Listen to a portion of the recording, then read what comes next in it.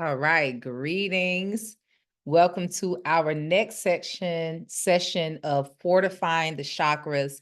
And tonight is going to be a kind of special session. I want to introduce you to someone who I am inviting to be a part of this process. And in the way that I'm inviting her to be a part of this process by coming in as someone who blesses us with her gift at the end of this course. I'm going to host an event, a dinner event for all of the class participants. My idea is to have her to be the featured artist. Whoever comes, you'll be having a 7-course meal, a chakra meal. I used to do these events with my sister Tina years ago. We used to do these 7-course dinners that was centered around the chakras and chakra stimulation.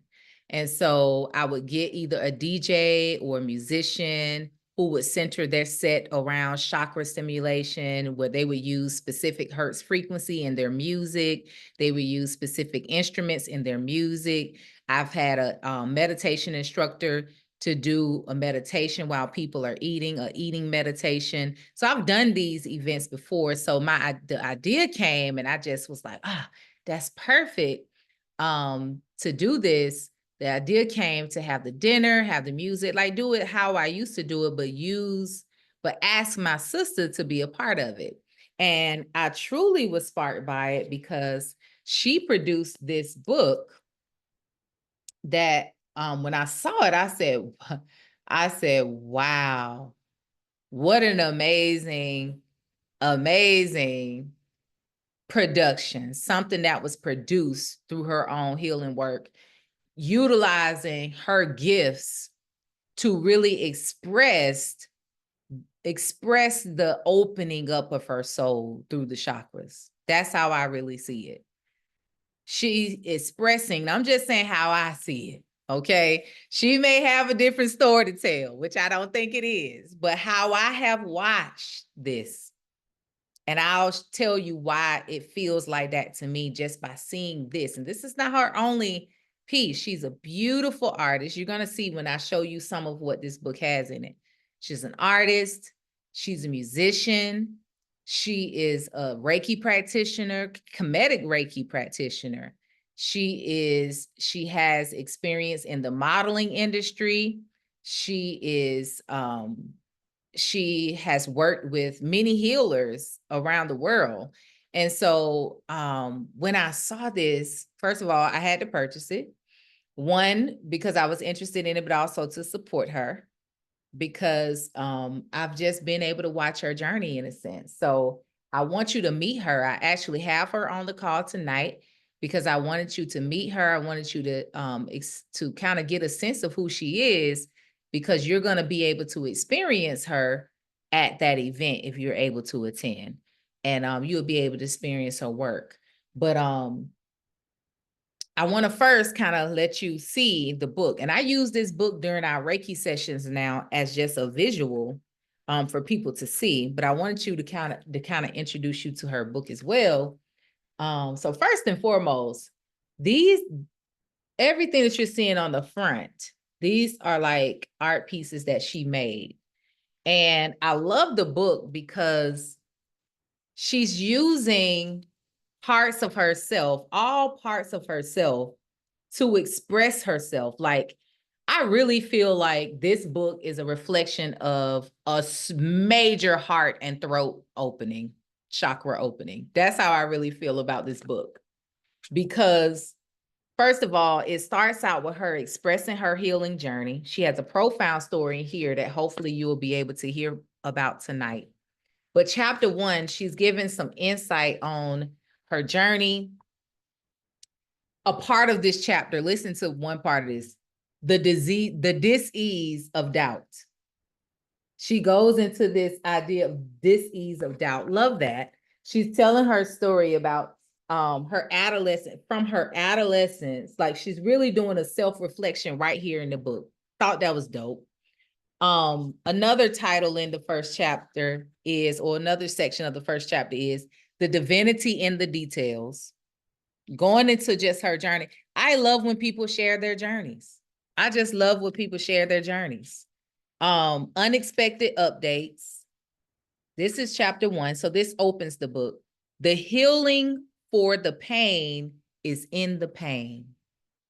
The healing for the pain is in the pain. She's going through her journey. I wanted to share this because that book that I connected to that first session, Journaling Through the Chakras, it really does takes you through yourself. I don't know how else to describe it. Self-reflection work is so important in opening the chakras. I can't really say enough. And what this first chapter of this book really shows is a level of introspection work and self-reflection work.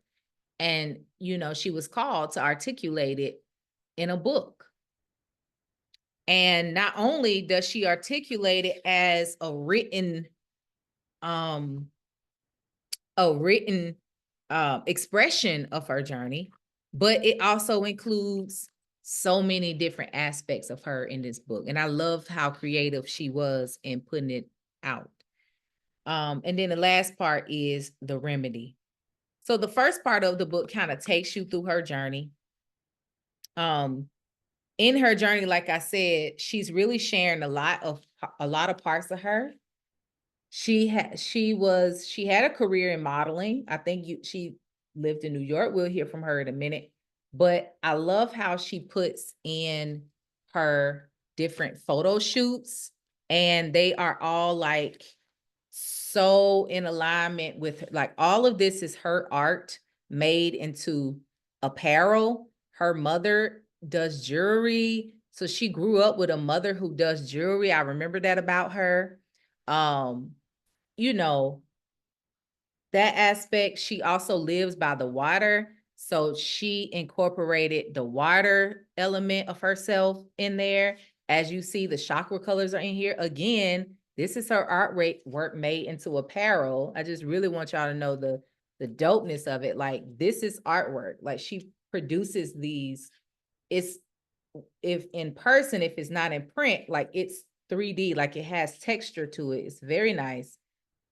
I love her pictures. Like, she's just so beautiful aesthetically. You know, she's a beautiful woman too. And God uses our beauty as our ministry as well. I love that she took like modeling and made it into something that's more, you know, that is impactful. Like, we can see the God in it. I can see the God in how she has used this. Does that make sense? Am I making sense? Y'all with me? You know, maybe, and I'm really not stretching it. She's never heard me. I'm sure her hearing me talk about this is surprising to her, because I never had the chance to really express to her why I really love this book. I'm loving her walk. I'm loving how it's manifested. I'm loving the beautiful example of what happens when you begin to open up and really be able to live out from your soul level. Like, this is an example of it, because it really is a reflection of her doing things that God has gifted her to do, all in one thing. And that's dope. So as you see, another aspect of this book, why I wanted to share the book with you. Maybe you're interested in purchasing it to be able to have something that has imagery for the chakras, because of course we know that's a part of it, is the colors, the imagery, and different things. But also just to introduce you to who you'll be having an experience with at the end of this session at the event. But as you see, it has artwork and also inserts for the chakras. And I don't have her newest version, which comes with she does, again, she's a musician and she does meditations as well. So the updated version has that with it as well. So I just think it's dope. I just think it's powerful. I love to see people doing things in their passion and using their gifts in a way that's empowering. She also does yoga, by the way. She's incorporated that in there. I think that's dope as well. Her photo shoot clearly was like meaningful. She got the sacral chakra in there. It gives the element, gives information. I just love the way it's a creative way of helping people to learn about the various chakras. And I love how the photo shoot and the apparel and the art and all of it is like so connected with the chakras. I just think it's dope. I don't know. I just really love it. I would love to highlight her and her work. I would love for you all to support her. Now let me tell you a story about how I met her. This young lady, I was working at Georgia State or at the university. I always forget to not shout that name out. But anyway, I was working at a university, and she was a part of a program that was in the same office as mine. And so I would see her all the time. Stunning, tall, beautiful young woman. And I mean, sticks out because she's tall, she's very tall. Like she walks queenly. At that time, she had this beautiful head of full, thick, melanated girl hair. And she used to wear this big fro, and she was always pleasant. She was always smiling. She was always just, I feel like she was a part of a lot of things on the campus. Like that was her presence. And I don't feel like we ever really had a long conversation. Maybe we spoke to each other and different things, but over the years, of course, social media has you to be able to see people in their journey. So I realized, oh wow, I think she went to New York, and we'll hear more from her to see if my story is accurate. But I know she ended up in a place where you can find a level of success with modeling. And I was like, wow, that's beautiful for her. And I was just so happy for her. And then you started seeing on her journey where she started tuning into, I think I purchased a diffuser from her. I think she created this line of diffusers where you could put oil in. And I said, oh, so I support it. I purchased one of those. I think I remember she started doing yoga, and I was like, oh, nice. And by that time, I was already developing even that much more in my spiritual journey and the work that I was doing. And so then eventually I saw that she was beginning to leave the modeling career from what it looked like, from how it was how I saw it. And I was like, oh, that's interesting. And next thing I know, I see she's working alongside a healer, a sister that I know in Savannah. You all may know her too, just from knowing her on your own or maybe my platform. A sister that I knew, Cheyenne. I knew her as Cheyenne. I knew her as Camilla, but she is the founder of the Sankofa House down in Savannah, Sankofa House of Savannah. She was working alongside her. So I'm like, what? Now, my son's father is from Savannah. So I have people in Savannah. So people I know in Savannah. So when I found out that that place is there in Savannah, I was like, I got to go visit down there. And I just didn't know that her family was from Savannah and that she was doing healing work. And then I realized, or I found out just from, seeing what she was doing and everything, that she was knee deep in this spiritual work and this in her spiritual walk. So needless to say, I was just so happy to see that. From that time forward, it just kept growing. She went into, she started to exercise her talent as a musician, as a singer, playing instruments, Reiki, all of these different things. And this is an art. I started to see her art, and I'm like, whoa, I want every piece in my house. I mean, dynamic artist. Truly, true. I'm really just not bigging it up, just so dynamic. And then, she produced this book. So anyway, without further ado, I hope I ain't make her uncomfortable putting her on the spot like I just did. But I'm gonna bring Temakha. I want to make sure I'm pronouncing that right too. I'm gonna bring Temakha on the horn, on the line, because I see you're on the phone. But I'm gonna bring her on right now. Greetings, sister. Peace and power, Queen Yen. How you feeling? I feel good. Did I put you on the spot? You put me on the spot. I done cried. I done laughed. I done rolled around on this floor. I done been everywhere and back listening to your Oriki. So I just appreciate you for even opening the way for me to be a part of the goodness that's going on in this call, with this class, and with this event that we're going to be collaborating on. I'm just so full. Yes. And it's like, I feel like your and I journey have been on peripheral, but so intertwined, because, I never Yes, forget you indeed. first called me your, what you called me? You called me like over the years, it's like my spiritual mama, my spiritual auntie, different things. And I'm Yes. like, wow, Spiritual I didn't even auntie, mother, realize. mentor. Yeah, I didn't Yes. even realize that, that you even, I just really didn't realize that you followed my journey or that you were impacted in a certain kind of way. So when you would say that, I said, wow, it never occurred to me that Mm. you were privy to the teachings, to Mm-hmm. my journey, to my work, those type of things, but you always expressed it. You always expressed it. Mm-hmm. Yeah. Mm-hmm. So Yeah, I remember. that was surprising to me. Oh yeah, I'm glad. I realized when it came to start listening to what was going on inside, I had great markers, and you were one of those markers because I think you were the first person to introduce me to the process of sacred woman through Queen Afua. That's So, and then okay. yeah, we had a I think that was one of the longer conversations that we had That we in the did Cleanse have. Center. Yeah, I kind of Yeah. remember. Yes, yes.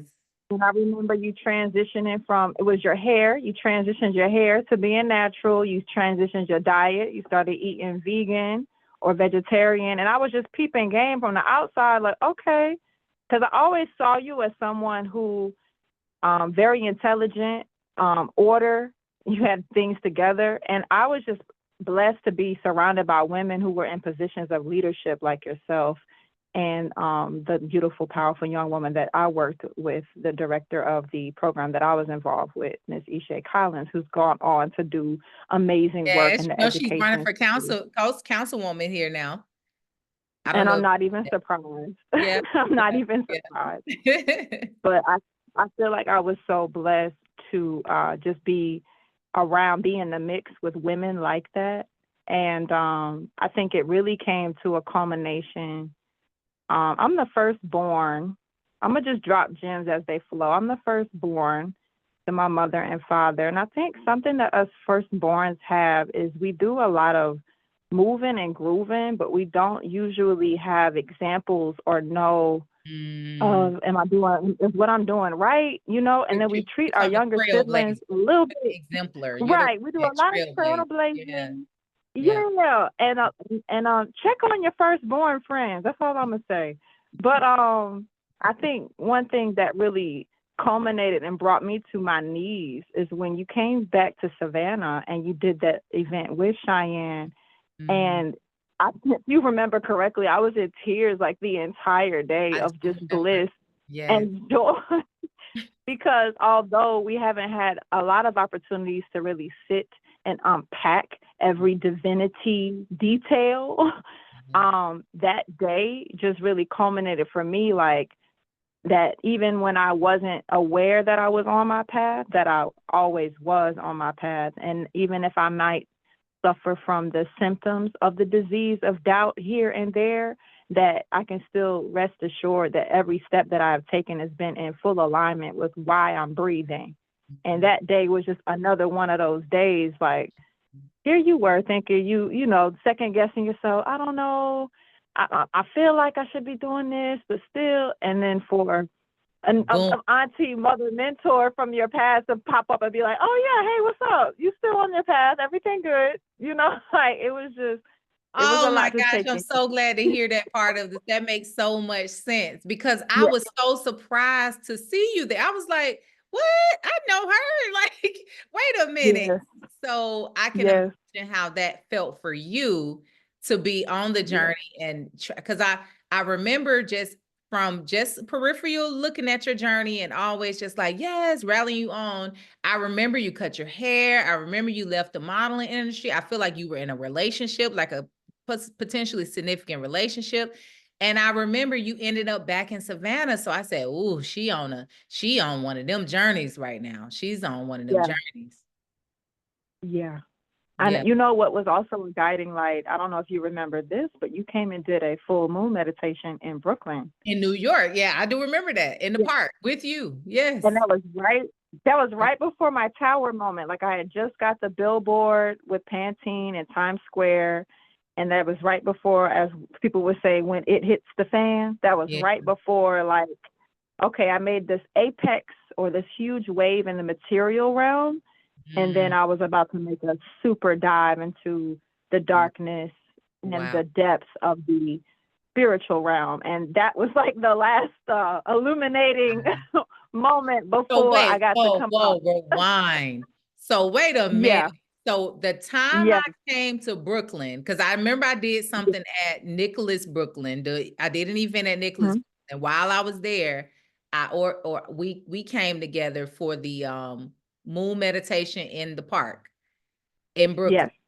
And so you're Yes, saying ma'am. around that time was before you got the big Pantene billboard in Times Square, or after, or after That that was happened? right after. It was right after because I Right remember that was one after. of my testimonies. In the actual full moon activity, like Mhm, we had an opportunity to tell testimonies, and that was one of my testimonies. It was mhm, like, hey, this amazing thing just happened in my career, not mhm. knowing that more amazing things were in store for me as I was about to enter the dark night of the soul. Not the dark night of the soul, girl. So wait a minute. That's what So they're I got. calling it. I'm gonna That's what use they're you. calling it now. I love that, because you're actually right, because that's what we all go through. So I want to use your story. The reason why I really want you to share, because everybody who's on the line, who's tuned in, they will experience this, because when you begin to open up, that's what happens. Mm, And I'm sure y'all put a thumbs up or a heart or a emoji or something in the chat if you can relate. When you start to, like, when you go into what you're calling the dark night of the soul or the tower moment, we yeah. all, when you start to go through that spiritual journey, things start to feel like they're falling apart, or you don't know what in the heck, like, how did I get here? Like, you really start feeling that way. And I Yeah. oftentimes have to tell people, hang in there, because that's just what happens. I remember, and a significant part of my journey, I got a divination or a read. I did it. I pulled a card on me because I felt like I was in this initiation kind of space. I wanted to Mm, know exactly what I need to be. I want to be on point. That was the feeling I was having. I need to be on point. I was working with mm, sister from here, Ia from here, and she did this, like, this divination on me. She offered it to me. It felt in alignment. She did it.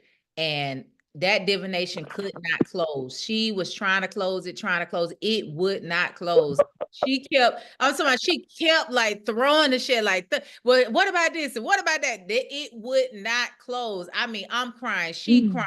We all just looking like, and for those who may not be familiar with what I'm talking about, when you do a IFA, oftentimes when you do an EFI divination that's personal, it has an opening, it has a closing. And the Yeah. ancestors or the spirit guides lead the closing. You don't just close on your own. It leads when it closes. And so she's trying to Yeah. close as she naturally does. It won't close. And so finally Mm. she said, well, what if she pulls a card? What if she starts to work with or the oracle, and she does it every day, and she makes sure she did, and she said something to the effect of like a daily routine. She just kind of said it out. Will this be what she needs? And da. She threw the shell, it closed. So we were both Ooh, ooh. relieved. We had instructions. I had instructions, and one of my instructions was to get a deck of cards to work with and work with that deck every day. I'm supposed to pull Mm. every day. So the first day I pulled, guess what card I pulled? 3 cards. I pulled 3 cards. I pulled the Tower, the Tower card, the Ego Ooh, card, and the High ooh, Priestess. Those were ooh. the 3 cards. I was clear. I said, "Oh, now it didn't bother me. If somebody else would have saw that pull, they might have been like, oh my God, my life is about to fall apart."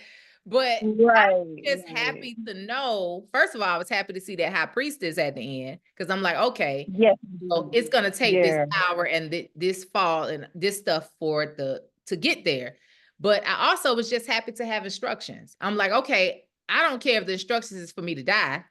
I just want to hear from spirit. And so I'm really sharing that to say, I love to hear you call it the tower moment, the the Yeah. the dark journey through the soul, because it takes that. So if I can tell everybody who online tonight to encourage you, it takes that. And I'm saying I was peripherally privy to your journey, and I have seen Mhm. how your soul is cultivating and opening up to really truly live out the why of everything that you've been through, or the why of Mhm. everything that you are talented in and passionate in. And truly, this book, it's such a visual of it. It's such a visual of it, sis. I just love the way God really manifested that through you. I just think it's so dope. But anyway, I'm curious now. So, okay, you get this Pantene billboard in Times Square. That's huge for any model, anyone who's doing in that industry. That's huge. Then what? What Yeah. happened? What happened, sis? What happened? Well, I've so always wanted to ask and you that. Like, mention, what had happened? let me do a little rewind. I went to Okay. Jamaica this summer for the first time, so I'm gonna say little, like they say. Let me do a little rewind. So you said something about December, and you remember when I hopped on the call, you were going through the synchronicity of you being supported by Atlanta Magazine. Congratulations, that's Thank you. incredible. Thank you. Um, so incredible. It's so important that we get we are able to see the evidence of the waves that we're creating. We know we're doing and we're on point, but it's also beautiful to see that manifest in the environments and the communities that we're serving. So Thank big you. ups to that.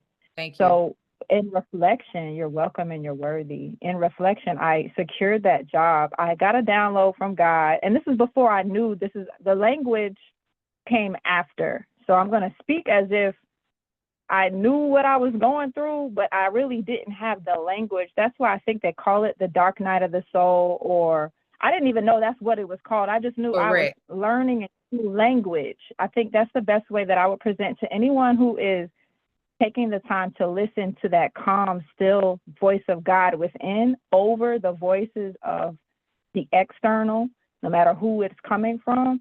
It's learning a new language. So once you learn it and you can develop, then it gets to be very easy. But if you resist it and you're trying to make sense of it, you're gonna enjoy your journey one way or the other.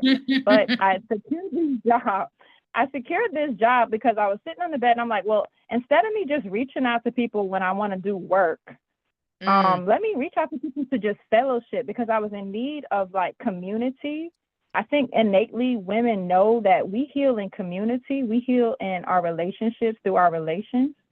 So I was like, hey, let me reach out. There was a photographer that I was really fond of. I'm like, yo, let's sit up and get coffee.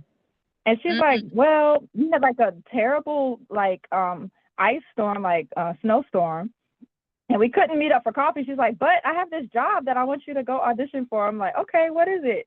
And she's like, it's a hair campaign. And I'm like, and I had that attitude because every major job, for the most part, outside of the runway work that I've Was done, hair. has Yeah. been hair stuff. Yeah, I Yeah, remember because you were on like yeah, some of the Queen of nature. boxes. The who? Yeah, yes, the perm box The with perm box. nobody's perm, That's what I remember. with nobody's Yeah, the perm. cream of And nature. Like I would see you yeah, everywhere in the beauty supply stores here on the like product boxes. yes. So when she told me that, I was just kind of like, more hair stuff. Okay. Not acknowledging that God was really pointing to my crown chakra at the time. I wasn't seeing it like that. I was like, I want Girl, to do don't make something me else. get up and shout But around his room. Oh my God. God was yeah, yeah. pointing to the crown chakra by having you to do God hair. was like, well, yeah, let's get to this Girl. Ori. I know you want to play, but let me get to this Ori. So Woo. God, and all of the poetry, I feel like the best comedian, the best poet, the best movie director is God. And I'm so glad to just to have lines in this movie at all. And so we don't meet up for coffee, but she sends me this job. The job is for hair. I show up for the job. I've worked with everybody who's on the job, the hairstylist, Wow. the makeup artist, the Wow. stylist. I'm like, oh, hey, y'all. and we do the little thing, the audition thing. And then I don't even know what it's for. Then come to find out it's actually a SAG job. So it's not one of them jobs where I go and I get paid one time and I go home. It's like, oh Right. no, you get paid every time that they show this commercial. Come on, And somebody. yes. So I was used to Well, getting, even if you and never want to model again, if you never want to do anything in association with the modeling industry, you got something that's going to give you something forever anytime it show it. anytime they show it. Girl. Anytime they show it. It's and then the hairstyle, if you actually look at the artisticness of the commercial, there's an opportunity where they put this crown that looks a lot like a Kemetic crown, this long cone, like if you look at images of Nefertari or these others, like they call it the double plume crown. Long story short, they put this cone head of a crown on my head. And I'm sitting here like, this is so poetic. And I didn't know I was the premier, or what they call the principal for this. Didn't even know. And didn't know. I was just doing what I do. Going what spirit told you to do, Jeff. And didn't even, I just want to make, I got this. I'm sorry. I'm hyped. Just how I do when I'm hyped. On top of it, you didn't really want to do it, but no, you did it. Thank you for obedience. There's always a blessing in obedience. Oh my gosh. There's always a blessing in obedience. So okay, do the job. 1 day of work. Let me just fast forward, paid me for 2 years. The same salary I would have done if I went and did multiple jobs, I got for 2 years by doing one job, 1/2 day of work. And they didn't even touch my hair. So my afro, I felt like she was looking a little ashy in some of them shots, but because I thought they was going to do a little additional. But that's the whole behind the scenes of the entertainment industry. Sometimes they're not really even using the products that they're promoting, neither here nor there. Right. I do this job. I have this opportunity. There's a time during the job where it's kind of like a dance, or like you just move while the camera's moving. Everybody on the set just goes silent. And I'm just kind of like, y'all good? Like, and then the director's like, I think we got the shot. And I'm like, this is so dramatic. Like, I feel like I'm in the Mahogany movie right now. Like, okay, let's wrap it up. So then fast forward, after after we meet up in the park, we do the meditation. I already have the billboard gets launched into Times Square. People are hitting me up. You didn't know that this billboard was going in time. You didn't know none of that was happening. They're going to happen. No. Everything after you sign and do the job, everything after that is you get hit with a text message from somebody like, oh my God, girl, I just saw you on the episode of Empire. Like, oh my God, girl, I just saw you. Like, it's all that. So God is good. I was able to go to Times Square and actually see it with my own eyes. And I remember when I first moved to New York with $1,000 in my pocket, I remember telling God, like, I'm going to be in Times Square. And I was able to do it without the help of an actual, I've always had resistance when it comes to modeling agencies, whether it be, we already have a girl that looks like you just because she's Black, or I had to leave the agency because they're stealing money or this, that, and the third. So I had challenges when it came to management. And at the time when I secured that job, I didn't have management. It was just me and the man that I was dating at that time who was helping me answer emails. And that was it. So I just laughed because I'm like, God will put you in places and make you established without the whole red tape that people will tell you need to go through. When God has something for you, that's it. There's no, oh, I need to apply. Oh, I need to send the email. God got all the email servers. God got all the jobs, all the bank accounts, all the billboards on lock. So that really crystallized that for me, stretched my brain to really see like, wow, when you say something to God that you want to do and you operate in obedience, that's it. The contract is solid. So then after that, I started to feel so, and I had already felt this prior to, but I was starting to feel so jaded and so unhappy, so confused. I would call it, now that I'm out of it, what people label as depression. There were days I couldn't get out of bed. I couldn't decide what to wear. I was in these different fits where I would call my mom and be like, Mom, like, I just hate everybody. Like, I don't know how to explain what I feel, but it's like I am at such a level of irritance that I don't want to be around anyone. And my mom's just like, well, maybe you should go work out, or, change your diet. Like, I don't know, you like to work out. Maybe, this will help. And I'm just like, Mom, I don't know. Something's going on. So I was in this space. I was very wounded. I was very weary. I was very sad. I was in a very toxic relationship with myself that had manifested into a toxic relationship with somebody's son. That relationship also grew to become not only emotionally and mentally violent, but physically violent. So we're completely out of line. We're completely reckless at this point. So I'm like, you know what? I need to go home. Like, I need to get together because something's off. And I was developing my intuition and having very intense dreams and having all these really like understanding angel numbers and coming into these different synchronistic adventures. Like, oh my God, I just said this, and during this this happened. time, is this the At time the when same time. is this the time I started to see you doing like meditation? I'm just, we keep up with everybody off of social media, y'all. So this is how we weren't really in contact, but she was posting a little bit, not much, but it was a little bit. But I started to see little things like working with sage. I think I started seeing you maybe doing some gemstones, meditation. Is that around that same time you started kind of evolving to that? Not the meditations just yet, but I had evolved to do the diffuser that you mentioned. And thank you for your support back then too.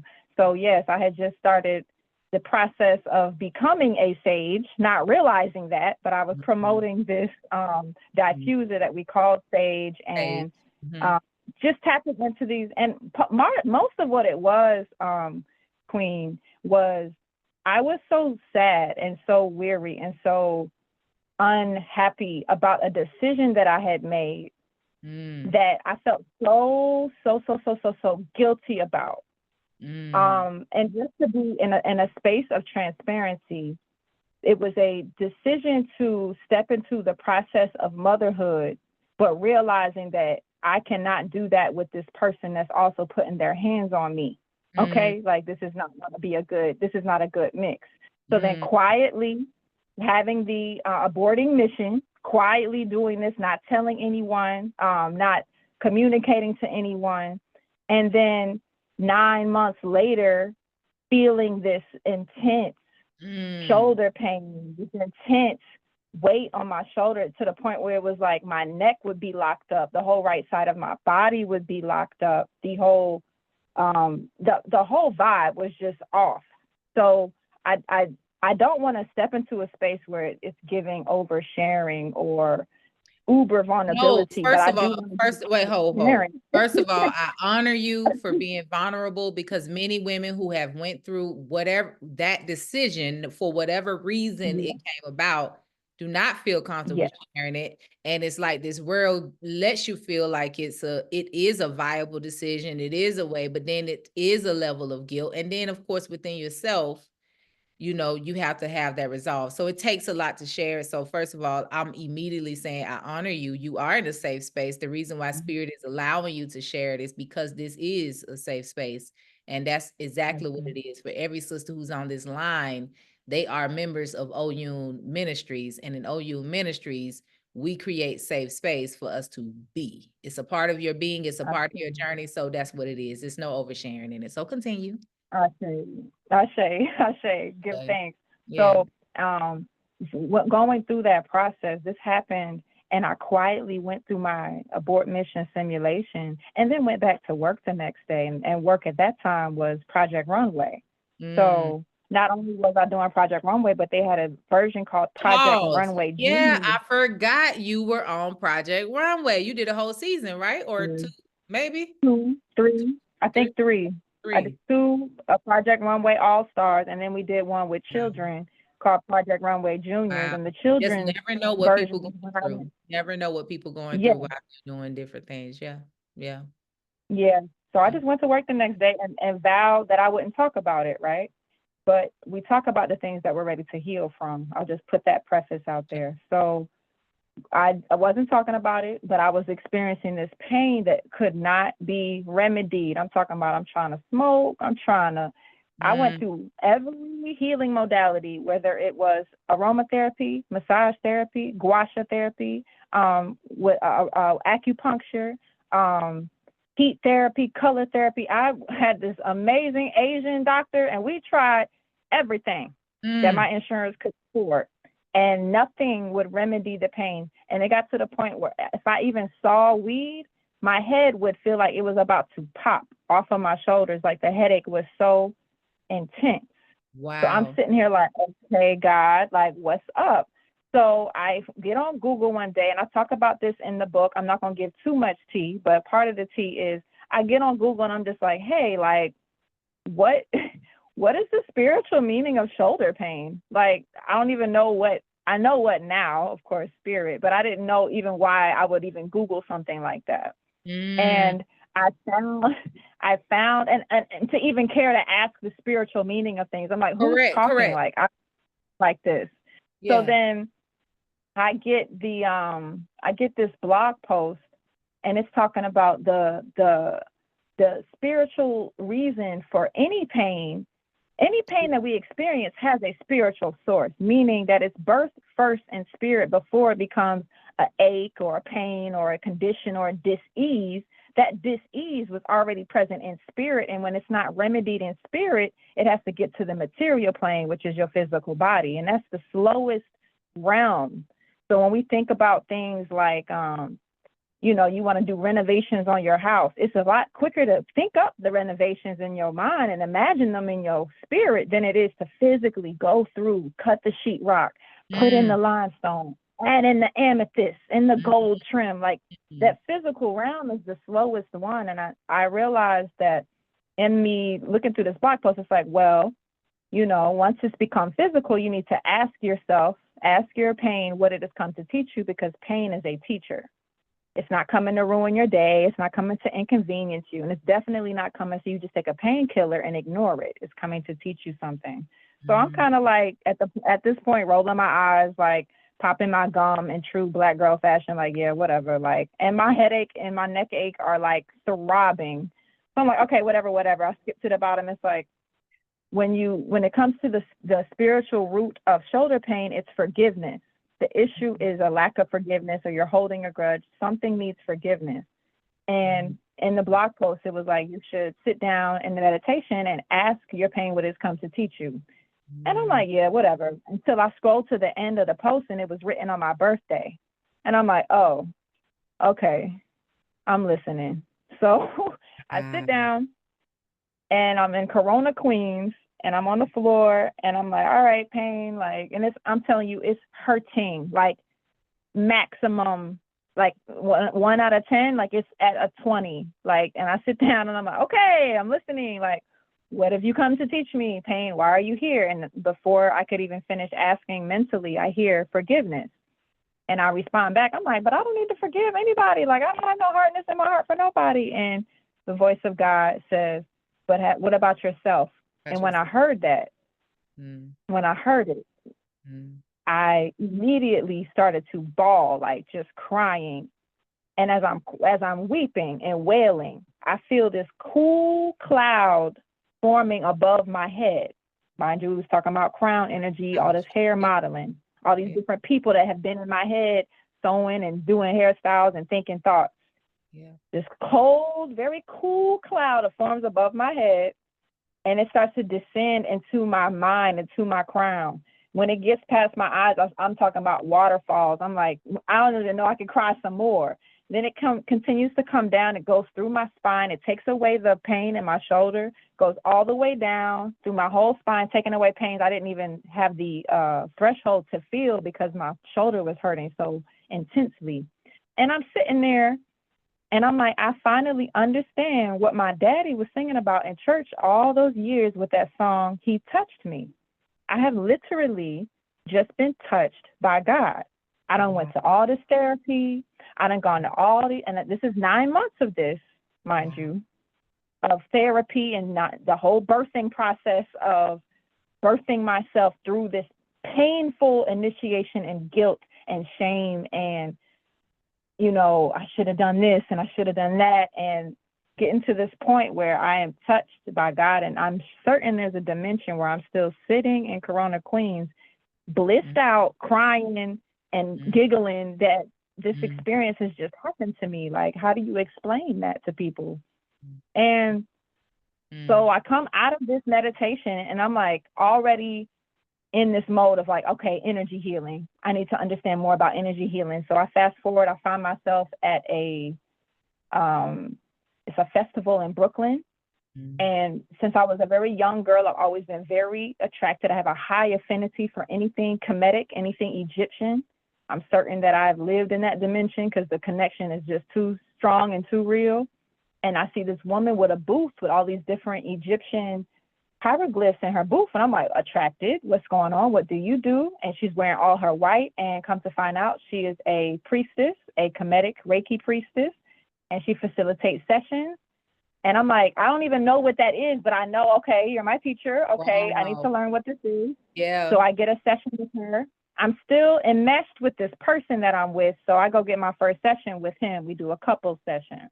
Okay. And so, and I preface that because, of course, now that I'm on the other side of that lesson, I think it's so important. And I think you and I spoke about this as well, that we speak to our young women about self-development. Develop yourself before you're so positioned to be something for somebody else, to be in a relationship, to be a mother, to be a wife, to be a mother, whatever. Like, make sure there's a level of time where you have the opportunity to self-develop, because who you are today. You were early 20s at that time, right? Early 20s. Yes, I was like maybe 20.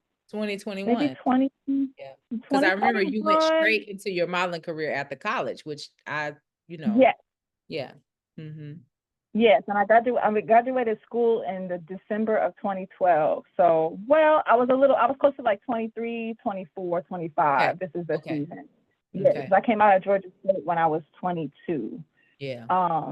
So we were just, I asked that, Temakha, pardon me for interrupting, because in our last chakra session, we looked at the development chart of the chakras, and we talked about that.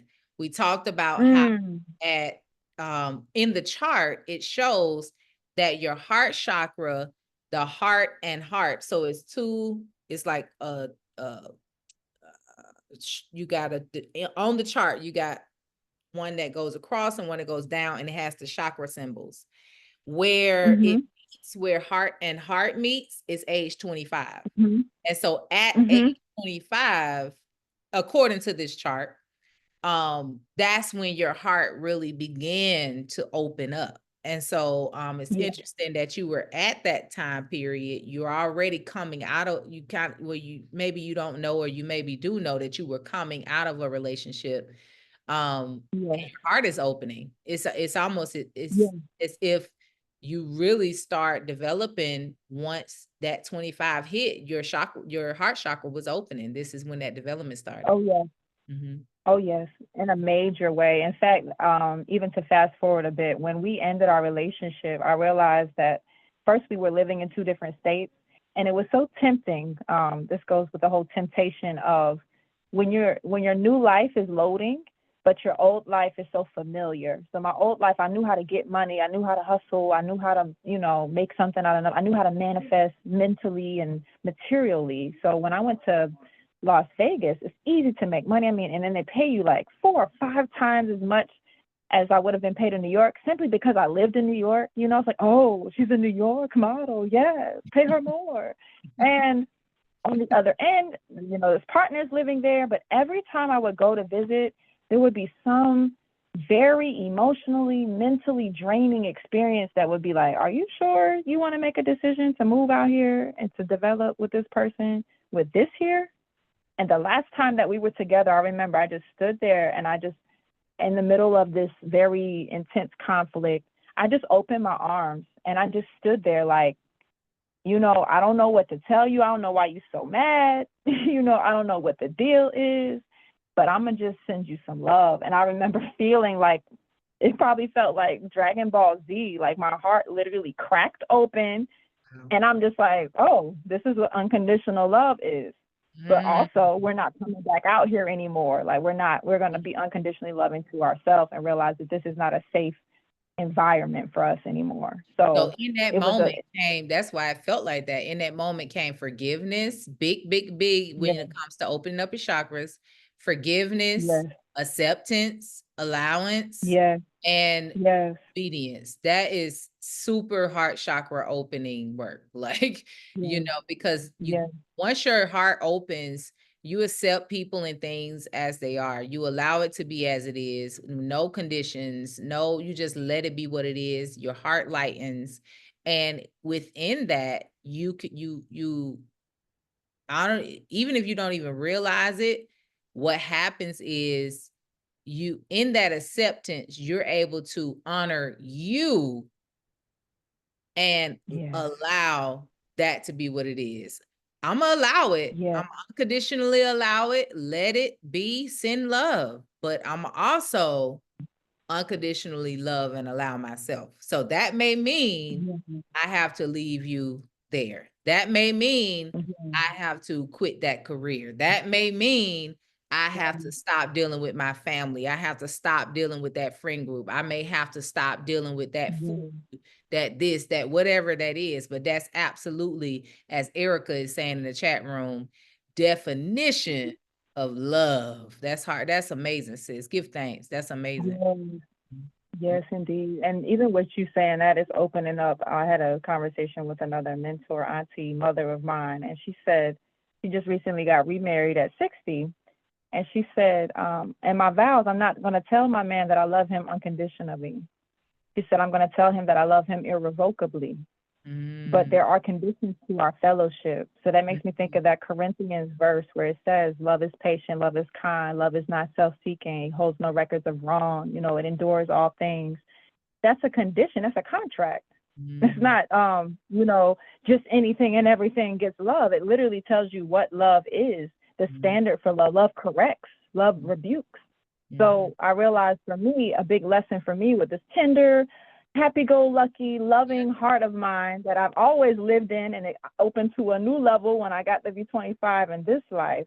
I realized although my love is always unconditional for everyone, my fellowship for the survival of my bloodline depends on my discernment with who I fellowship with.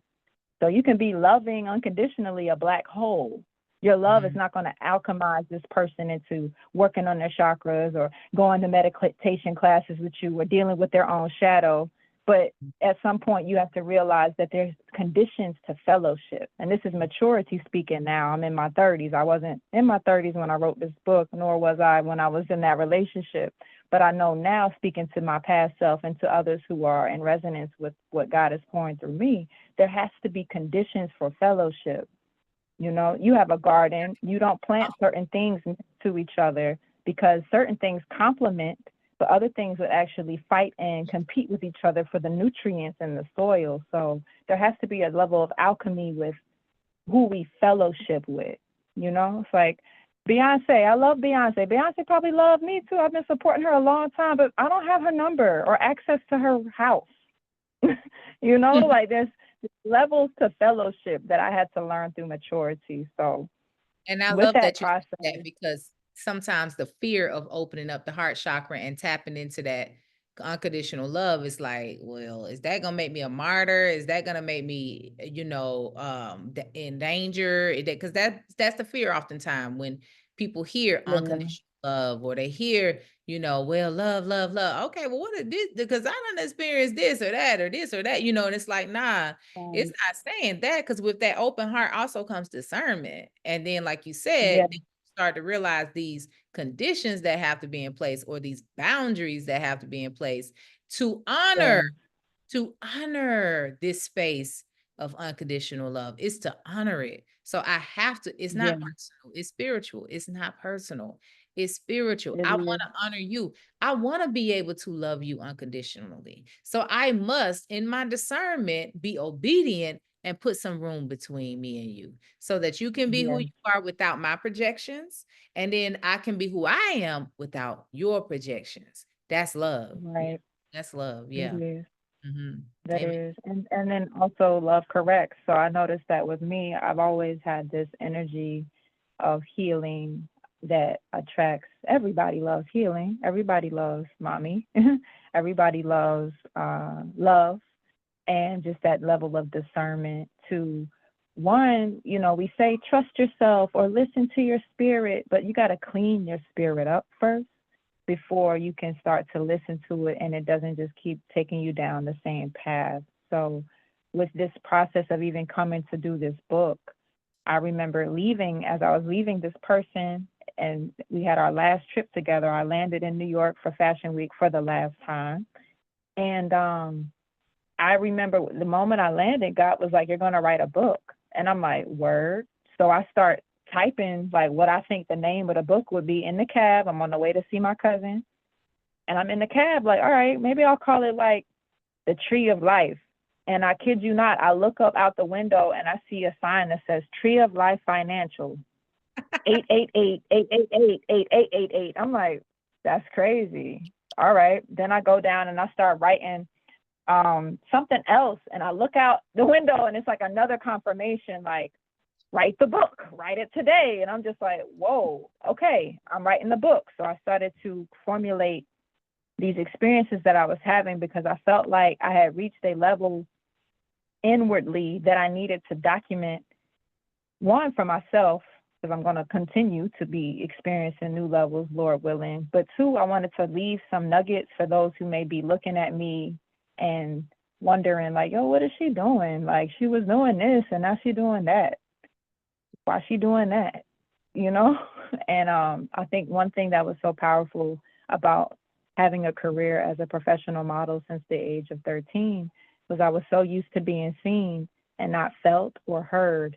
And when I got tired of that, I realized that I needed to feel and hear myself and just listen to what's going on in there. Just listen to and trust what's going on in there. So now, in my maturity, and I've gone through a couple other spiritual experiences that I will put into written form. And I'm in the process of that. I've learned that my heart is a GPS system.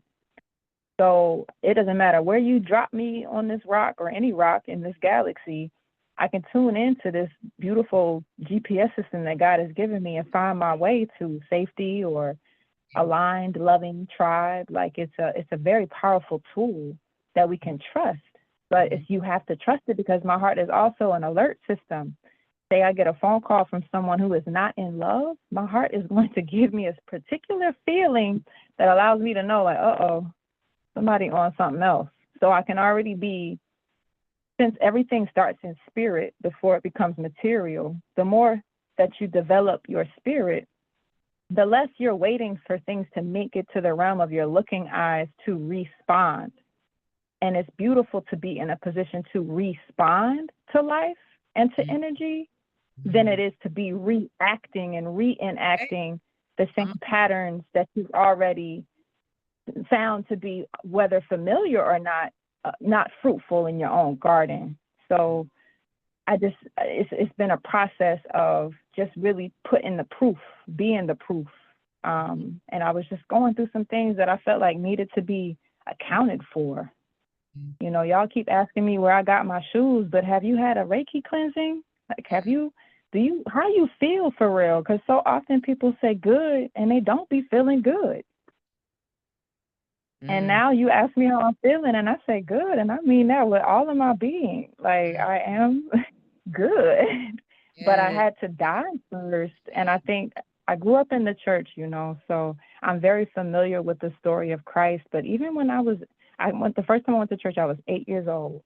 My daddy said, I'm your daddy, but I'm going to introduce you to everybody's daddy. I'm going to introduce you to the master. And I'm looking at this 6'7", 280-pound, pretty much God in my eyes, like, yeah, Dad, this what master? Like, what are you talking about? And he takes us to church, explains to us the process, explains to us the sacrifice. He's always talking about the sacrifice of Jesus Christ. And I'm like, I had my different spiritual tastes and development. I remember while I was an undergrad, I had to go tell my dad, like, hey, Daddy, like, I'm not really feeling the masculine right now. I'm going to need some, religious texts that shine a little bit more light on the feminine.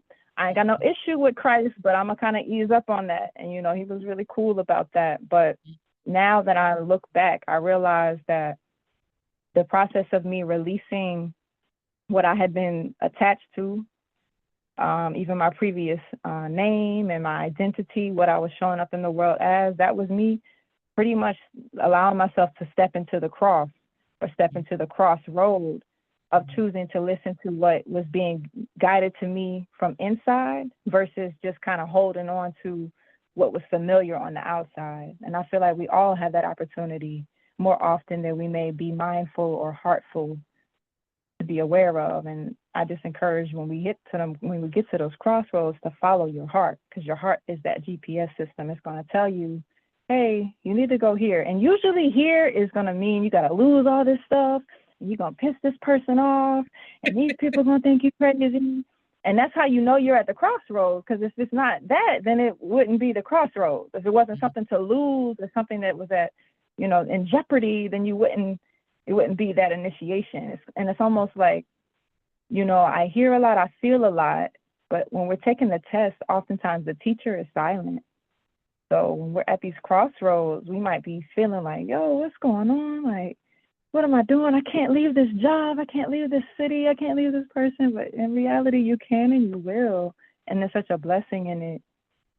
So that's just a little Oh pouring man, from my I'm cup. sure you could go. I'm sure that I could and I'm also like a natural like interviewer, like journalist, so I Yeah. could really just pull, but I'm not gonna do it for the sake of the time of the students of the class this evening. Gonna keep it on time. But before we close, first of all, thank you so much for sharing that. How many of you all resonated with her story, gained something from her story? Put a thumbs up or a heart or a amen or ashe in the chat room. Give thanks. I just want you to know they're showing love. Oh, you see it. You're on the phone. So I just want you to know they've been showing in the chat. They are, they're with you, they're listening, they're valuing your stories. So I'm getting a lot of ashes, amen, hearts, prayer hands. I had Yvette said it's powerful. It's a powerful story, for you to share. So just know, that's why I always say I love to hear people's journey. And I really have a vision, and I'm gonna go ahead and speak it because maybe it's just a moment. I'm gonna take advantage of this moment to speak it. I have absolutely had a vision of allowing a documenter, someone who does documentaries, to travel with one and just like interview people on their journeys, because being the facilitator of OU Ministries over the years, I've been privy to so many beautiful journeys. Many are online tonight in this class. Your journey, I've just been able, and I just think it's so beautiful and profound to have so many stories and lessons for all of us. And I always say we're all on the same journey, walking each other home. We all on the same journey. Like it just looks different in different ways, but the lessons are always helpful for all of us. Jojo says purge through fire. That's the story that she hears. Purge through fire. Keisha says Ashe, thanks for sharing. Because that's what we hear. Like that's such a beautiful story. And I know you're not telling it all. So thank you for sharing that. There's an abundance. I know you're not right. It's an abundance. I already know it. It's just the tip of the iceberg. So, I'm sure we could go on and on and on and on, and it could be amazing. I'm sure we could do a series just breaking down each, little thing. I know it because I'm walking that type of journey. And many on here, if not all on this line tonight, are working that journey, walking that journey. And we could tell of the glory and grace of God, because that's really what you're talking about is the glory and grace of God. But I want to highlight a few things, and then I would like to ask you to close by telling us how you got into working with the chakras and your music. Your music is very, to me, I call it chakra music. I really do. I'm like, oh, she does chakra music, but I know it's probably I more. love that. I do, yeah. It's like she does chakra music. You and a few other artists, I say, oh, they do like chakra music or meditation or energy music, that kind of thing. But I was close by that. But let me highlight a few things that you said, just for the sake of this fortifying the chakras class. As she talks about the heart, she is so right. It's so important for us. Y'all always hear my prayer is, may we continue to lighten our heart and open our minds. That's a prayer that I constantly pray for myself and for everyone, is let us continue to lighten our hearts and open our minds, because the radical transformation of the mind is so necessary, and you are not going to be able to experience that radical transformation without the heart being lightened or open. You won't.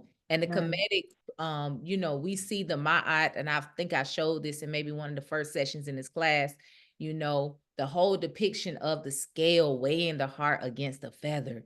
You're not going to be able to experience this heavenly experience if your heart does not get to the level of a feather, Yes. I have no holding on to this world. I don't take anything personally. I am in gratitude. I am in a waiting space. My posture is is is a lowering to be raised. My posture is a posture of grateful to be here, just grateful for the reality of God, grateful for the reality of life. That's the posture we must take in our heart. And I can't say enough how doing chakra work, which is essentially energy work, over the years has absolutely been one of the prime ways that I have been able to experience a lightening of heart, especially doing with and I'm gonna repeat this again for my students of this class, that book in section 1.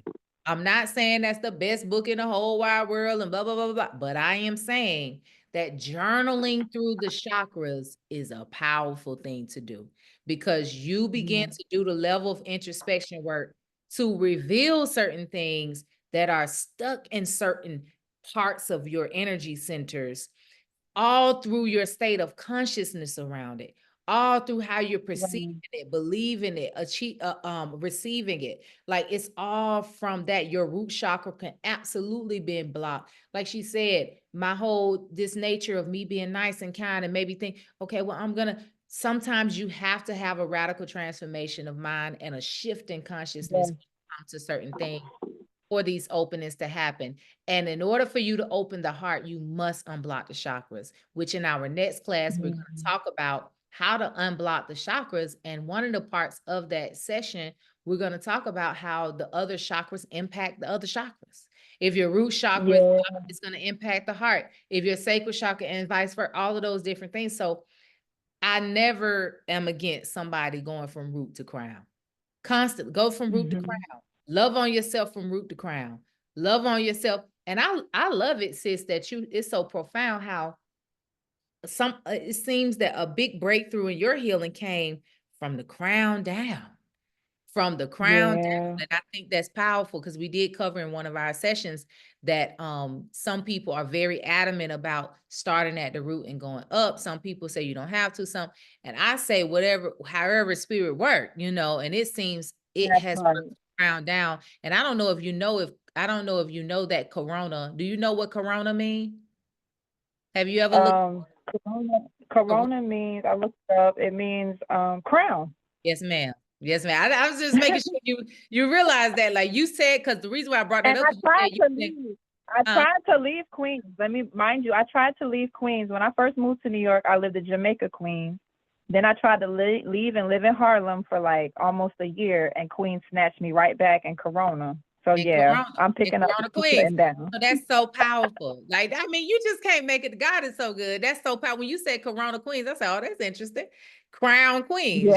And it's dealing with the crowns. I remember you from the hair modeling, and then you're in the Times Square. It was a hair modeling thing, and you keep seeing this. And I love the awareness, because in this session, in these classes, I also emphasize, listen, y'all, the point is not to try to be perfect. It's to be aware.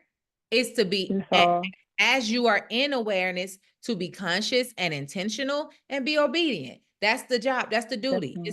We're not reaching for perfection. We're allowing ourselves to be open enough. That's why I pray for the light heart and open mind, so that we can stand in awareness. As long as we stay in awareness, be aware, because when you are out of that awareness, meaning you're caught up in this world, Your root chakra blocked, your sacral, you're blocked because you're caught up in this world. You're taking on the things of this world. You become blocked up and you move yourself out of awareness. And that's not a safe place to be. I tell you, it's not a safe place to be. So No. I wanted to highlight that part of your journey, the emphasis on opening the heart. Also, just, just really commending you in this. I'm not even commending the human you, I'm commending the God in you. I'm giving thanks, honoring the God in you that has that is showing through you and speaking through you through your journey. I just love that. And I love how, in your, 30s, which is somewhat young in your age, you've been able to experience certain things because you've been modeling since 13. So you've been able to experience certain things, and it's culminated in such a way that has produced such great work. I just love the way God is showing up. And, this book is really, truly like when you come to a place. And now I want to say this too. Don't think that this is and I'm saying this to everybody who is tuned into this live and as a replay. This is not a pinnacle of success, a book, these things of this world. That's so, and me picking this up, that's not what we're doing. I just want to be clear. Me bigging this up that's not what we're doing. Oh, she's an author. That's not me. Lord knows that ain't me. I don't care who you are. I'm glorifying God. And when God shows up, God takes, when the reality of God shows up, it shows how every part of your journey is purposeful. The model, the art, the music, the meeting of me, the meeting of the girl who you was gonna go to coffee with, and the meeting of the brother who we talking and sending love and light to him, the meeting of your mama being who she is, your father being who he is, the where you was born at, where you doing your work at, who you connecting with, the passions you have, the things you found yourself interested in. All of that is purposeful. I'm talking to everybody on the line. All of it is purposeful. And in order for you to really live it out, you gotta open up. We call it the chakras here, but I'm just saying, open up. We can call it chakras, we can call it energy centers, we can call it the soul, we can call it God energy, we can call your light body, your G body, your whatever you want to call it. In this class, we're calling it the chakras, but it's essential. Open them up, unblock them. And so I'm sure on your journey, even now, your journey with yourself has brought you to some of the work that you're doing. So I want you to just talk about a little bit about, I know you may be still praying on and like getting revealed to you what you will be blessing us with in December. But if you could talk about, just if you know a little, if you have an idea of what you may be offering, talk a little bit about some of that work that you do, or some of that you do, that you offer to the world.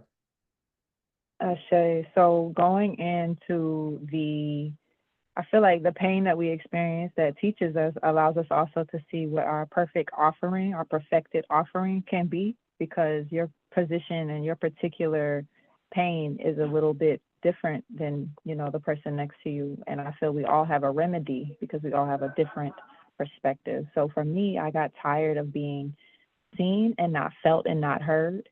So God blessed me with the ability to touch people without touching people. And the way that I'm able to do that is through music, through vibration, and by putting myself on a certain level of surrender and really just reading my teleprompter, which is God, saying what I'm being told to say. I'm able to witness the goodness of God, because my thing is I'm really into the obedience. I don't even need to really see any evidence. I don't need to see a whole lot of signs and wonders. God has already made it abundantly clear to me who's running the show and whose daughter I am. So I don't need a whole lot of miracles and just tell me what I need to do and I'm on it, and I'm not going to talk back no more. However, when I'm given the opportunity to sing and to share vibrations through these energy centers that I put emphasis on keeping open, keeping clear, keeping balanced, that touches people who are ready to be clear and ready to be balanced and ready to receive whatever remedy is needed. So when I became a Kemetic Reiki practitioner, first level is working on yourself, but then a practitioner allows you to practice the art, the sacred art on other people, and assist them with seeing, understanding, what energy centers are calling out for love, tender love, and care. So when I was doing that, I'm like, yo, this whole one-on-one thing, we got to move a little swifter, God. Like, I need 1-on-20.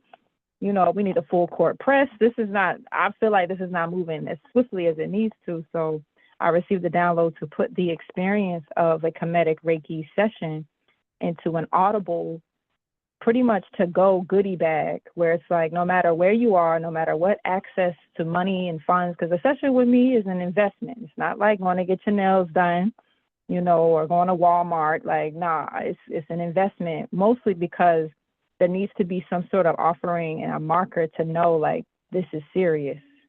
Of course, I always move with spirit on how I'm guided, but part of what guided me to create the Abundaverse Chakra Meditations album was to allow the experience that I was having with energy cleansing and lifting, and just that supreme peace that comes from knowing, from being still and knowing, and just giving yourself that stillness so you can come into that knowing. I wanted everyone to have access to that. So I created a meditation that goes with each one of the 7 main chakra centers. I've, of course, studied other schools of thought that say there are an abundance other chakras, but just to keep it simple, I created a meditation for each one, just to give people who may not be aware of even what I'm talking about when I say chakra or energy center, they can sit down and have an experience that they can feel. So it's about giving people an experience. Like when you go to the mall and they got the fragrances on display, they can tell you about Chanel and what it's made out of and the notes it has, but it's different when you smell it for yourself and experience it. Same thing when you're in the food court and the Chinese lady give you the little piece of what we think is chicken and you can experience it for yourself. I wanted to put that same felt experience into these meditations, and I feel like by being obedient to God, that's what we've done. So that's one arm of the ministry, but I also am working on my first R&B album entitled The Remedy, where we are expressing these songs, these psalms that have come up through my personal journey of just coming to trust the awareness that God has blessed me with as a means of assisting other people, other dear souls, with being able to do the same and to really just have the conversations that we need to have, because vibration is the language of God. I don't feel like God speaks English, Spanish. I think those are very human and physical world languages. I feel like God speaks in vibration. So the closer that we get to a vibration that is peace, a vibration that is ease, the more we get tapped in and wrapped into the vibration that is God. And we allow that vibration to ooze into every station of our life, So that's a little bit of the work that I do. Heavy is the head that wears the crown. It's a lot of responsibility, a lot of things to respond to. But every time I do hit the stage or get an opportunity to go to the mic, the prayer is just always to allow God to have the glory. And I'm a witness to seeing that taking place every single time. And it's gonna happen for us exclusively. Do y'all hear me? All of y'all who tune in right now, hear what I say to you. This is a blessing. Sis is an award-winning artist.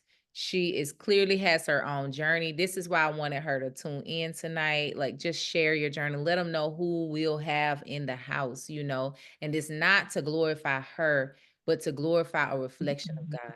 To glorify God through her gifts, her journey, and to have an intimate experience with her, also accompanied with the 7-course chakra meal, to have the aromas, to have the aesthetics, all of this in one. I just thought it's like a graduation for us. And so I'm so grateful that I was able to reach out and just, hey, throw it out there. And you like, yes, and I'm thinking we'll be finished with the class, but I should have known we wouldn't be finished so soon, because it's like you can't just stop spirit just because you got a schedule. That's just how it is.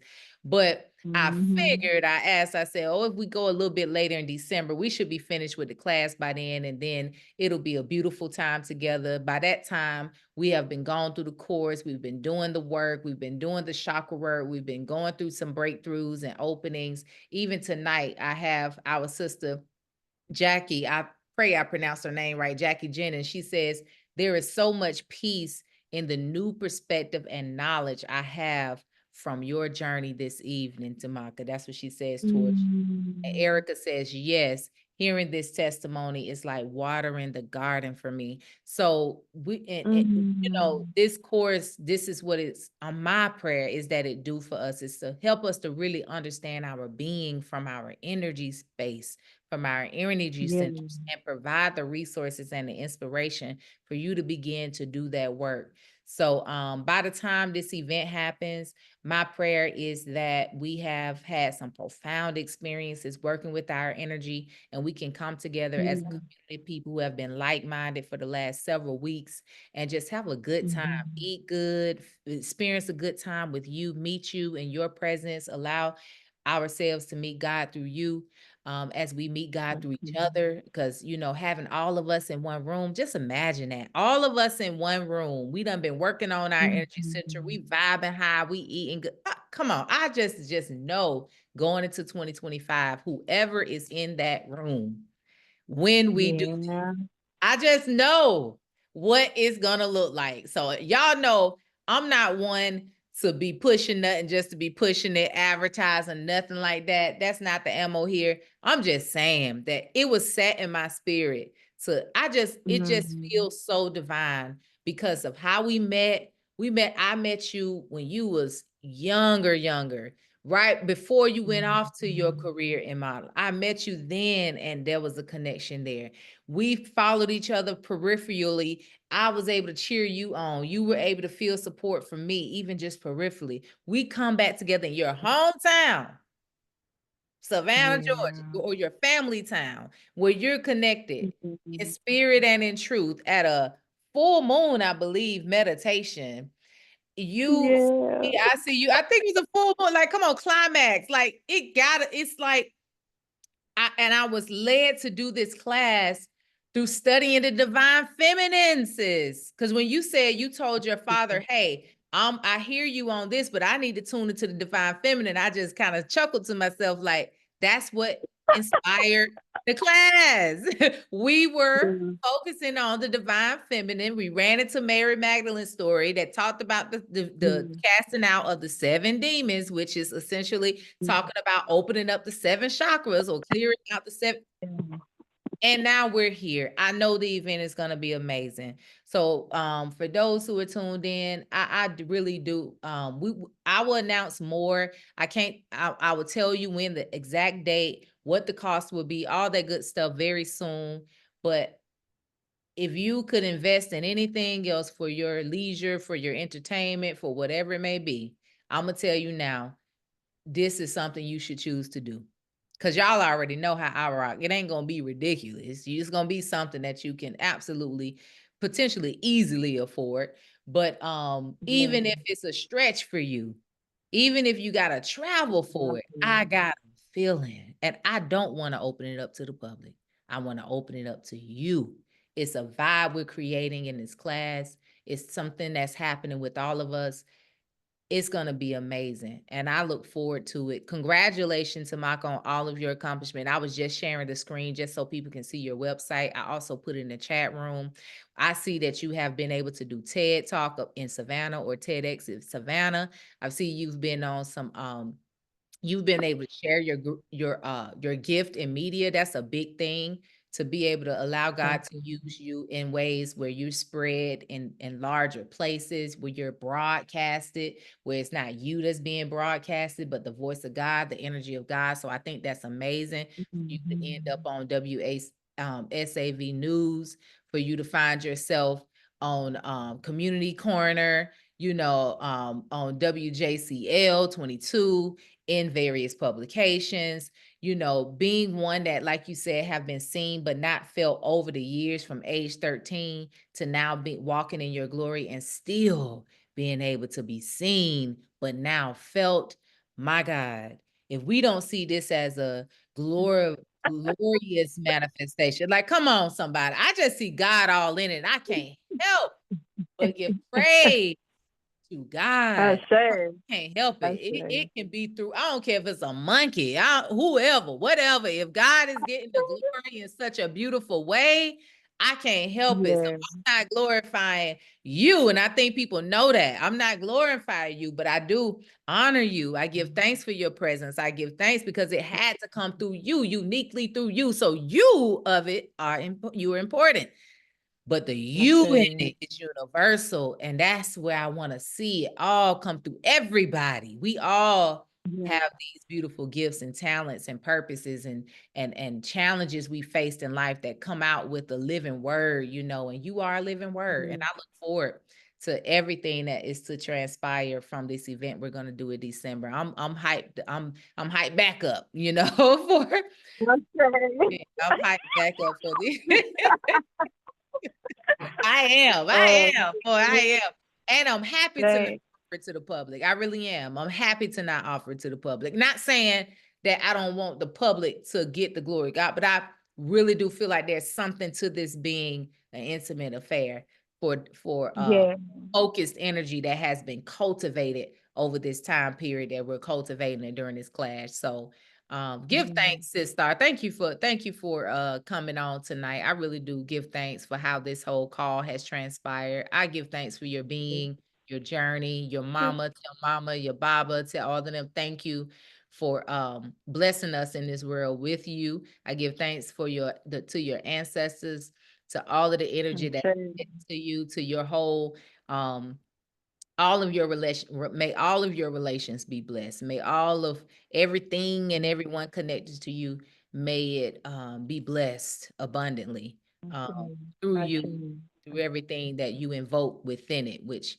we know that is an invoking of an opening in soul and heart. So give thanks, give thanks. I see. I say, I say, I say. I receive and reflect all of the goodness with abundant interest.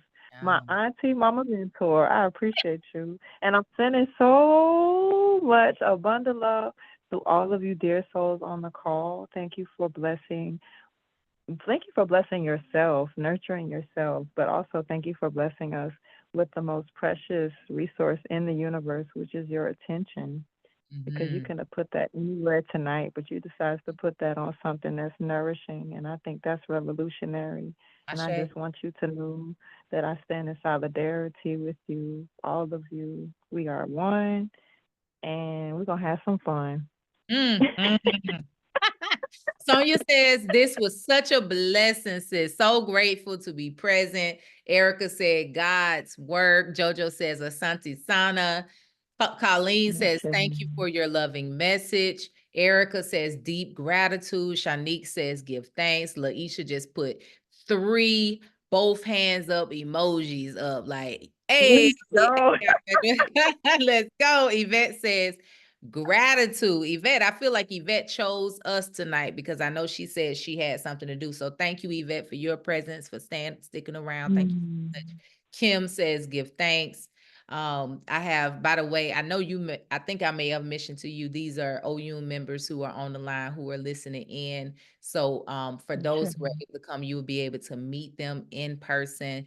Again, this piece of work, which again, this is not her only work, but this is the one that has beautiful images in it. I definitely would say this is on my table, close to my the table that I do my Reiki sessions on. I have started to incorporate this work in the Reiki, in the energy clearings. So just know, like, this is a great book for your library. It's a great book for a coffee table book. It's a great book just to have in your meditation space.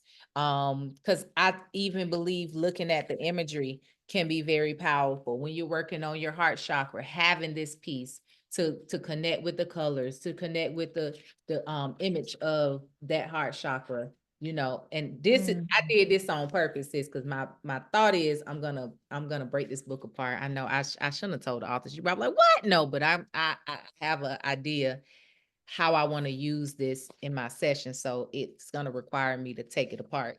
But Oh, I love it. I yeah, love it's it. gonna, yeah. So when I Okay. pull this We get you. We get you. I'll get you with that third edition too, so out, you can have okay. it update. Because Again, this one is updated. So about to you want come a to little ladies, you feel sick.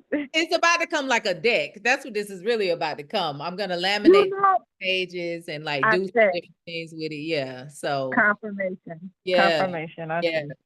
Because that helps when I'm doing somebody, I can take it. If this was out the book laminated, I can lay it on their like heart space, whatever chakra maybe I want to work on, and I can use that. I can use it. I won't give the whole thing because it may sound like I'm doing full blown rituals and stuff, but I am. But that's how And I'm, look, and it is. We are the ritual, I say. and I am. But I that's how I'm using the book. But she even have like, I mean, she has recipes in here, so intentional. I just think it's an excellent example of the way the day-to-day of cultivating the chakras, keeping them open, keeping them clear.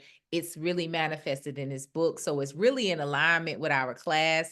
I didn't make it a class required book text. I had a thought to do it, but I didn't do any required text for this course because I wanted you to be able to choose. But this is one, this alongside that journaling with the chakras or journaling through the chakras, I think are two that are just great for your everyday maintenance of the open of the chakras.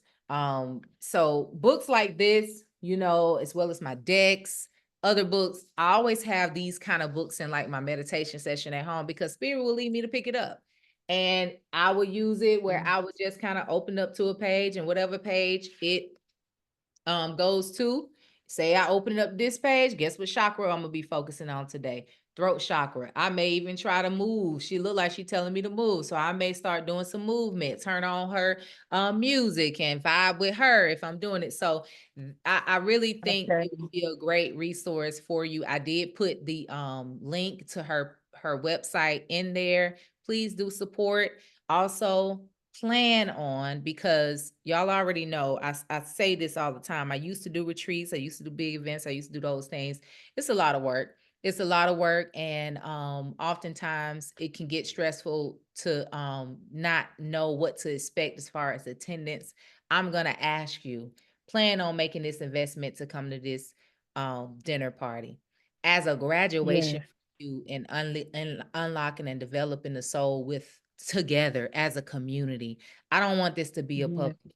As a matter of fact, I don't know if I've disclosed to y'all, but when it comes to OU Ministries, the reason why I created it as a membership is because I'm not interested really in being, the public. I'm not interested in that. I'm interested in developing a community of Christ Yes. conscious people, a community of open-minded, light-hearted people, a community of people who can Yes. support each other and we can feel safe around each other. I think it's profound for her to be virtually with us and feel safe to tell a story that may not feel safe to say. That is the vision I of see. OU.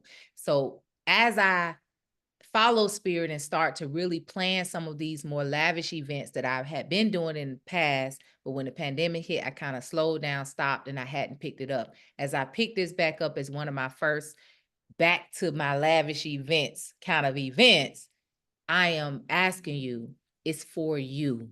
Take advantage of it. Take advantage of it. Gosh. Take advantage of it. Put it to the side. Make it a plan. Just do it because you don't know. Some who have come to the member retreats, they know how profound it can be. It's several people online who has come to um, a retreat that I've hosted before, and you know how profound it is. I'm gonna always bring in a part of my tribe that's powerful, and this is no different from that. It will feel like a retreat because you're gonna get fed good. You're gonna feel good when you leave here. You're gonna feel like you have graduated and been rebirthed. The same thing that OU means, ready to be birthed. You're gonna feel I that. I see. know it. I can feel it. I can feel it. I see. Leisha I said, see. baby, we just need dates ASAP, Queen. Calendar will be Ooh, okay. Okay. Okay. So y'all already know I'm gonna get all the details to you all. I just need to seal up some different things. I'm gonna get all the details to you, date, cost, or investment, I should say. and what to expect, what to wear, all of these different type of things. Cause I feel like I would like for you all to be in white. I pretty much know that. So I would want you all to come in white. Also bring in some different things because I do want us to do a ritual too before we leave. So it's gonna be profound. Yeah, It's gonna be profound. yeah. Okay. I see. All right. Well, thank you, sister. I won't hold you no longer, and I'm not gonna hold y'all no longer. Thank y'all for staying in class the whole time. I really appreciate love y'all. Our next class will be next Tuesday, of course. Same time, same place. We're gonna pick up with unblocking or unlocking the chakras next week. All right. I see. Okay. Give thanks, sis. Thank you for tuning in, sis. Oh, my pleasure. My pleasure. Thank you for having me. Absolutely. Absolutely. All right, y'all. Well, good night. Peace and love. Peace and love. Make sure you continue to do your homework. Homework is the journaling through the chakras book. You should be working with that. Your last homework assignment was the root and sacral. You can stay at root and sacral until we get to the next one, or you can move up to solar plexus for homework until our next session. All right. All right. Peace, y'all.